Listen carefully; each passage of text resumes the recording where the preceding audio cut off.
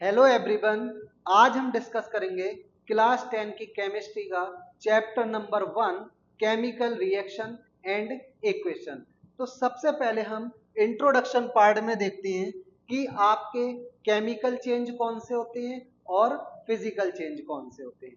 तो बच्चों ध्यान रखना, ऐसे चेंज जो रिवर्सिबल होते हैं नेचर में वो सारे के सारे फिजिकल चेंज कहलाते हैं। ऐसे चेंजेस जो नेचर के अंदर रिवर्स होते हैं वो सारे के सारे चेंज कहलाते हैं फिजिकल चेंज। फॉर एग्जाम्पल आपने देखा होगा हम आइस से वाटर बना सकते हैं और वाटर से आइस बना सकते हैं। तो ये एक आपका रिवर्सिबल चेंज है और जो भी रिवर्सिबल चेंज होगा वो आपका फिजिकल चेंज है। इसके अलावा जितने भी इरिवर्सिबल चेंज होते हैं मींस जो एक बार परमानेंटली चेंज हो गई चीज वापस वो अपनी ओरिजिनल स्टेट में अगर नहीं आ रही है तो ऐसे चेंज क्या कहलाती है? केमिकल चेंज कहलाती है। ये सारे आपने क्लास 9 के अंदर पढ़ रखे होंगे। तो आइए अब हम देखते हैं केमिकल रिएक्शन। सबसे पहले क्या देखेंगे हम लोग? Chemical reaction. केमिकल रिएक्शन क्या होती है?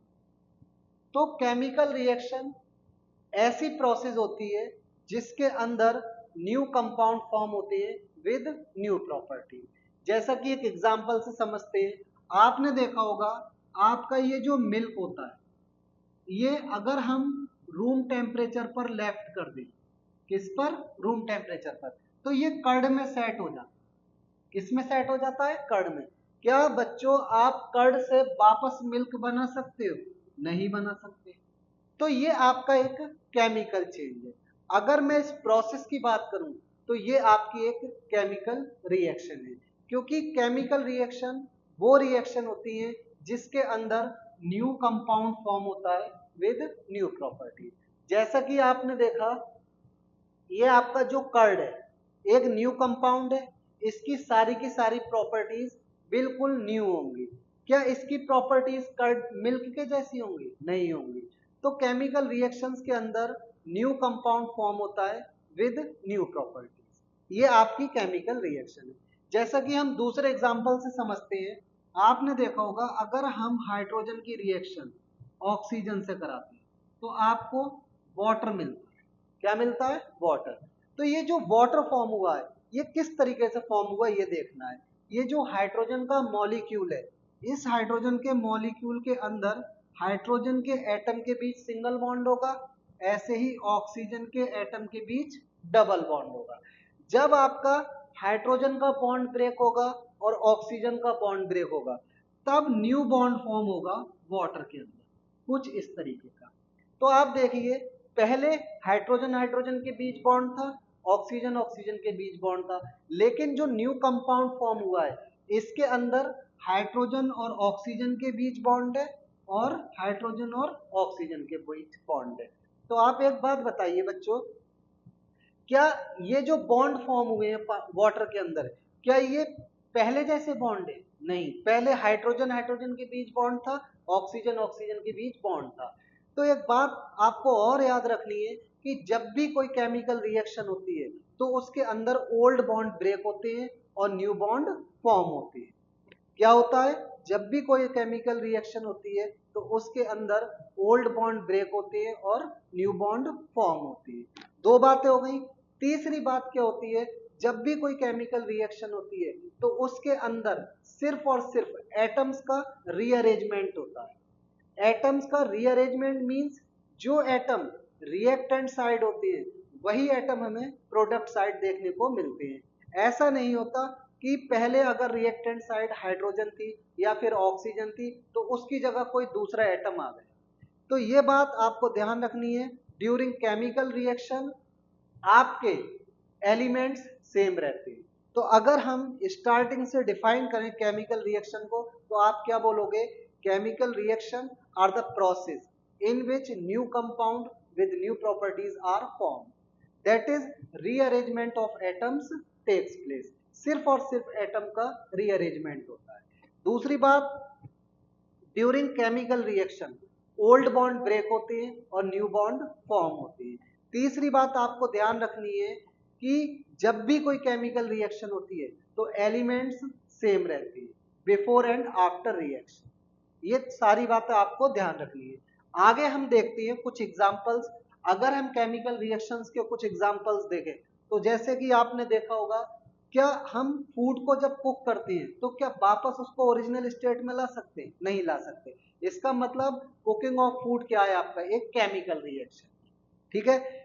इसके अलावा दूसरा एग्जाम्पल मैंने यहां पर लिखा है कि अगर हम एक बार फूड को खा लें तो फूड हमारा डाइजेस्ट हो जाता है।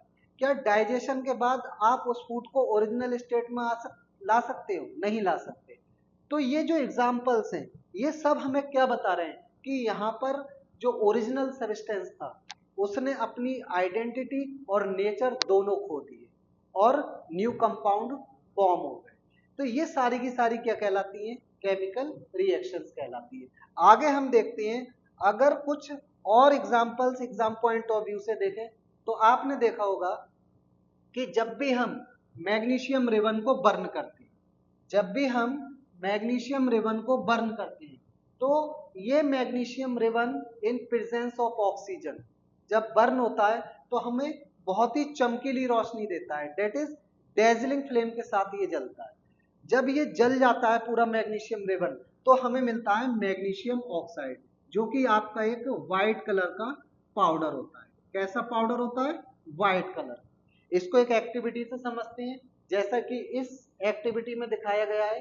ये हमने मैग्नीशियम रिबन को बर्न कर रहे हैं किसकी प्रेजेंस में? ऑक्सीजन की प्रेजेंस में। तो हमें ये यहाँ पर पाउडर ऑब्टेंड होता है। ये जो पाउडर है इसका कलर कैसा होता है?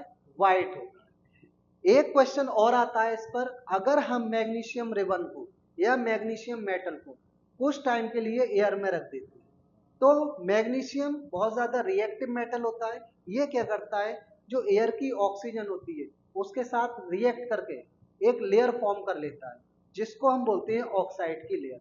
अगर आप अब इस मैग्नीशियम रिबन को बर्न करते हो तो ये मैग्नीशियम रिबन फर्दर ऑक्सीजन के साथ रिएक्ट नहीं करेगा, क्योंकि जो ऑक्साइड की लेयर इसके ऊपर फॉर्म हो चुकी है वो ऑक्सीजन के साथ फर्दर रिएक्शन को रोकती है। इसी वजह से हम क्या करते हैं, ये जो मैग्नीशियम रिबन होता है इसको बर्न करने से पहले सैंड पेपर से रब करते हैं। तो ये activity exam point of view से बहुत ही ज्यादा इंपॉर्टेंट है, आपको इस पर ध्यान देना है। आगे चलते हैं, हम कुछ करेक्टरिस्टिक्स पढ़ते हैं केमिकल रिएक्शन के। जैसा कि आप जानते हैं कि हम केमिकल रिएक्शन को अगर कहें कि यहाँ पर केमिकल रिएक्शन हो रही है तो उसके लिए आपको क्या करना होगा? एक बात ध्यान रखना, सिर्फ आपने देखा होगा कि अगर हम मिल्क को कुछ टाइम के लिए छोड़ते हैं तो ये कर्ड में सेट हो जाता है। ये बात आपने यहाँ पर देखी, मीन्स आपने यहाँ पर क्या देखा? आपने यहाँ पर चेंज ऑब्जर्व किया। तो ये जो चेंजेस होते हैं इन्हीं को हम क्या बोलते हैं? Characteristics of chemical reaction. तो आपको अगर डिफाइन करना है करेक्टरिस्टिक्स ऑफ केमिकल रिएक्शन तो आप कैसे डिफाइन करोगे? सुनना।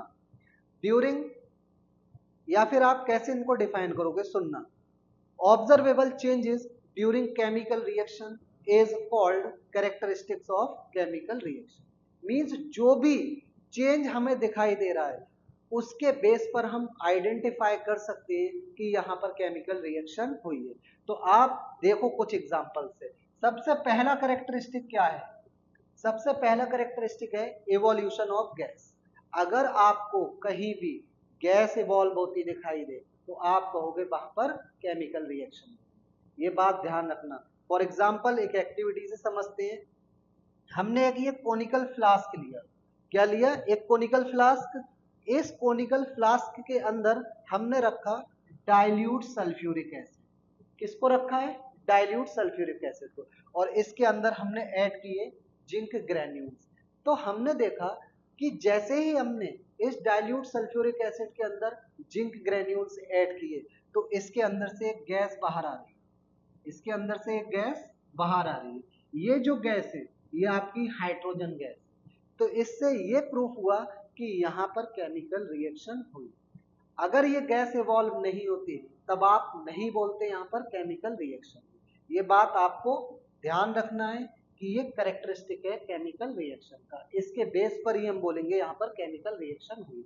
फॉर एग्जाम्पल अब देखिए, अगर जिंक को हम सल्फ्यूरिक एसिड से रिएक्ट कराते हैं या फिर हाइड्रोक्लोरिक एसिड से रिएक्ट कराते हैं। तो ये तीनों रिएक्शंस में क्या होगा, आपका जो जिंक है इन एसिड के अंदर से ये हाइड्रोजन को रिप्लेस कर देगा और उसकी जगह पर खुद आ जाएगा। तो यहाँ पर हमें क्या मिलेगा, जिंक क्लोराइड। अगर जिंक की रिएक्शन हमने HCl से कराई, अगर सोडियम की रिएक्शन HCl से कराई तो हमें मिला सोडियम क्लोराइड। अगर जिंक की रिएक्शन हम किससे करा रहे हैं, सल्फ्यूरिक एसिड से, तो हमें मिल रहा है zinc sulphate plus hydrogen gas evolve हो रही है, प्लस हाइड्रोजन गैस इवॉल्व हो रही है। तो ये जो हाइड्रोजन गैस इवॉल्व हुई, इसी के बेसिस पर हम बोल देंगे यहाँ पर केमिकल रिएक्शन हुई। ठीक, ये पहला कैरेक्टरिस्टिक है किसका, केमिकल रिएक्शन। ठीक, सेकंड कैरेक्टरिस्टिक हम देखते हैं, वो हमारा कैरेक्टरिस्टिक है चेंज इन स्टेट। अगर आपको स्टेट चेंज होती दिखाई दे परमानेंटली, दैट इज इस तरीके से स्टेट चेंज हो कि वापस वो अपनी ओरिजिनल स्टेट में ना आ सके, तब भी हम क्या बोलेंगे, वहां पर केमिकल रिएक्शन हो रही है। जैसा कि आप जानते हैं, अगर हम एक कैंडल को बर्न करते हैं, किसको बर्न करते हैं, कैंडल को। सपोज करो ये आपने एक कैंडल ले, इस कैंडल को बर्न कर रहे हैं। कैंडल किसकी बनी होती है, वैक्स की, ये बात आपको मालूम है। और वैक्स जो होता है वो आपका सॉलिड होता है। वैक्स कैसा होता है, सॉलिड। ठीक, अगर हम इसको बर्न करते हैं तो आपको मिलेगी CO2 गैस प्लस वाटर मिलेगा इन फॉर्म ऑफ वेपर। तो यहां पर आपने देखा कि जो आपका वैक्स था वो कैसा था, सॉलिड। ये सॉलिड किस में कन्वर्ट हो गया, गैस में। किस में कन्वर्ट हुआ, गैस में। क्या वापस आप इन गैस को कलेक्ट करके वैक्स बना सकते हो, नहीं बना सकते। ठीक, तो हम क्या बोलेंगे, यहां भी केमिकल रिएक्शन। तो आपको इतनी बात याद रखनी है, अगर कहीं भी स्टेट चेंज होती दिखाई दे परमानेंटली, तो आप कहोगे वहां पर केमिकल रिएक्शन हो रही है। इसके बाद देखते हैं हम, अगर कहीं भी कलर चेंज होता दिखाई दे, तब भी आप कहोगे वहां पर केमिकल रिएक्शन हो रही है, जैसा कि इस एक्टिविटी में दिखाया गया है। यहां पर देखना, यहां पर इन्होंने क्या किया है, एक गिलास ले रखा है, इस गिलास के अंदर इन्होंने कॉपर सल्फेट का सॉल्यूशन लिया। किसका, कॉपर सल्फेट का, जो कि कलर में कैसा होता है, आपका ब्लू होता है। ये कॉपर सल्फेट का जो सॉल्यूशन होता है ये ब्लू कलर का होता है। इन्होंने इसके अंदर एक आयरन नेल को डिप किया। किसको डिप किया, आयरन नेल को।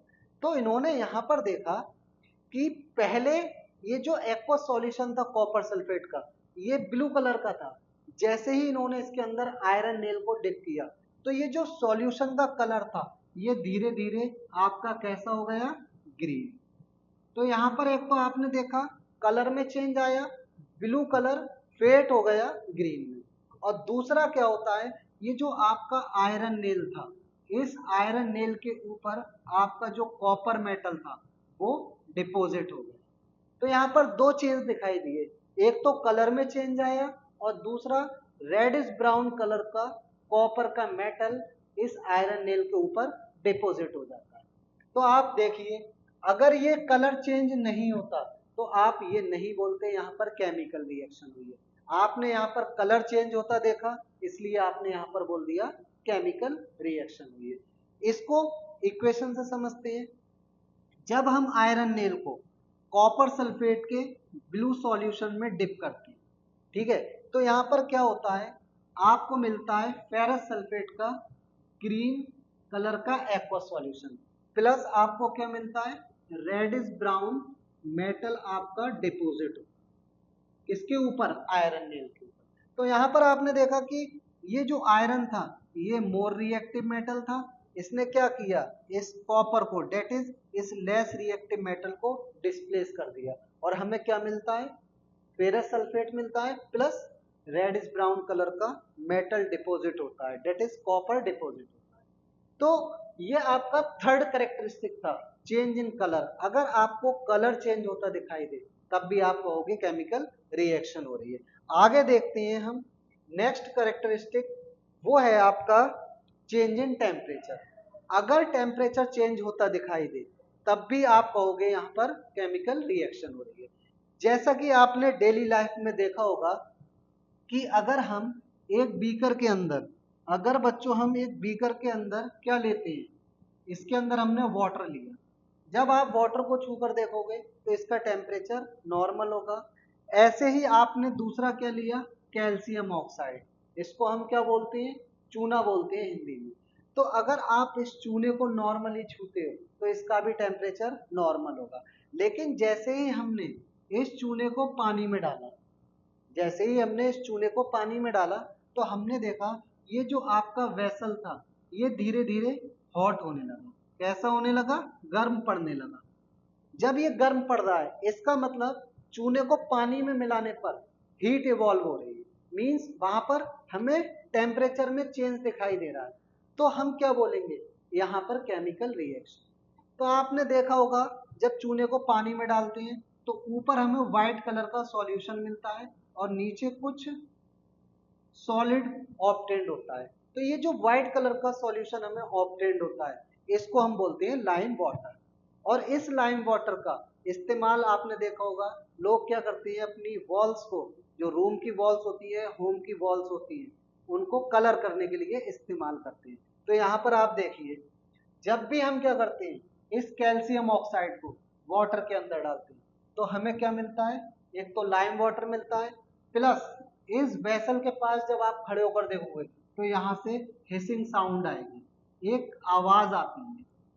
प्लस क्या होता है, इस रिएक्शन के अंदर हीट भी इवॉल्व होती है। तो क्या पहले हीट थी, नहीं थी ना, अब आपको हीट इवॉल्व होती दिखाई दे रही है। इसका मतलब यहाँ पर क्या हुआ, टेम्परेचर में चेंज आया। तो जब भी आपको किसी भी प्रोसेस के अंदर टेम्परेचर में चेंज होता नजर आए तब आप बोलोगे वहां पर केमिकल रिएक्शन हो रही है। प्लस इस पर एक क्वेश्चन और पूछा जाता है, अगर हम बात करें इस कैल्शियम ऑक्साइड को जिसको हमने लाइम बोला था, या फिर हम हिंदी में इसको चूना बोलते हैं, ये जो लाइम होता है ये आपका इस्तेमाल होता है सीमेंट इंडस्ट्री में। प्लस इसका यूज करते हैं हम होम की या फिर अपने रूम की जो वॉल्स होती हैं उनको वाइट वॉश करने के लिए। ये क्वेश्चन पूछा गया है, आप अच्छे से याद करना। इसके बाद ये आपका जो लाइम वाटर होता है, इस लाइम वाटर से अगर हम CO2 गैस पास कराते हैं, ये जो आपका लाइम वाटर है अगर मैंने इससे CO2 गैस पास कराई शॉर्ट ड्यूरेशन के लिए तो यहाँ पर एक थिन लेयर फॉर्म हो जाती है कैल्शियम कार्बोनेट की।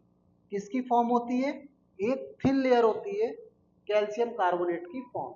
ये आप देख सकते हैं जो लोग बिलोंग करते हैं बहुत गांव देहात को, वहां पर आज भी रूल है चूने की पुताई की जाती है। तो जब वो लोग चूने का इस्तेमाल अपनी वॉल्स को पेंट करने में करते हैं तो कुछ टाइम के बाद वो वॉल्स जो है वो एकदम व्हाइट कलर की हो जाती है। वो व्हाइट कलर जो होता है कैल्शियम कार्बोनेट की वजह से आता है।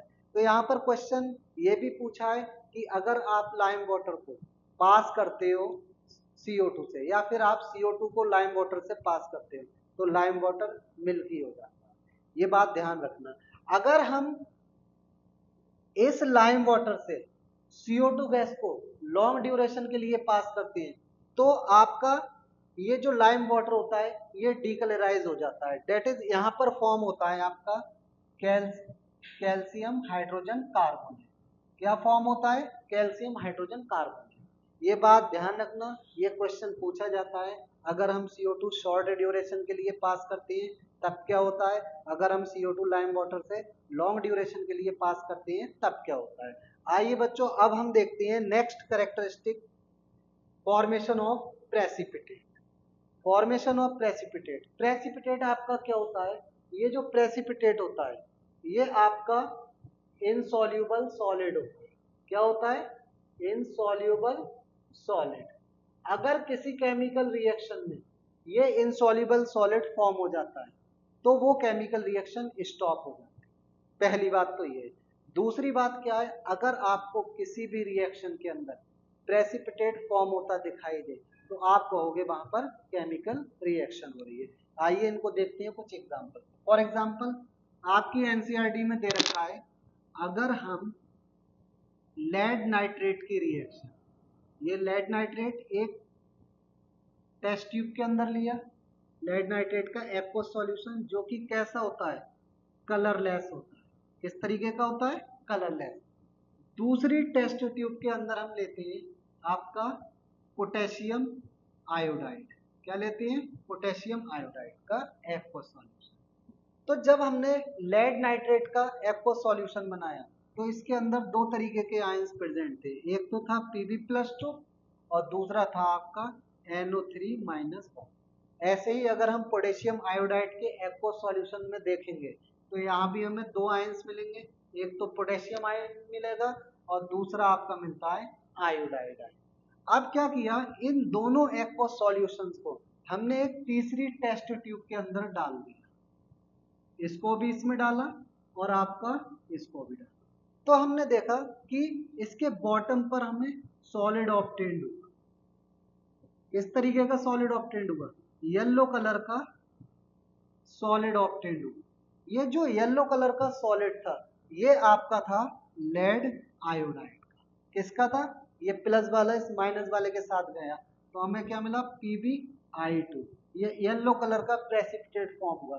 तो आप देखो क्या पहले प्रेसिपिटेट था, नहीं था, लेकिन जैसे ही इन दोनों को हमने मिक्स किया तो हमें क्या मिला, येलो कलर का प्रेसिपिटेट, प्लस ऊपर की साइड पे जो मिला हमें वो मिला पोटेशियम नाइट्रेट का एक्वस सॉल्यूशन। तो यहां पर हमने देखा कि इस रिएक्शन के अंदर प्रेसिपिटेट फॉर्म हुआ, पहले प्रेसिपिटेट नहीं था। तो हम इस प्रेसिपिटेट की मदद से आइडेंटिफाई कर सकते हैं कि यहाँ पर केमिकल रिएक्शन हुई। तो आपको अगर कहीं भी प्रेसिपिटेट फॉर्म होता दिखाई दे तो आप कहोगे वहां पर केमिकल रिएक्शन हो रही है। आइए कुछ और एग्जांपल्स देखते हैं हम आगे।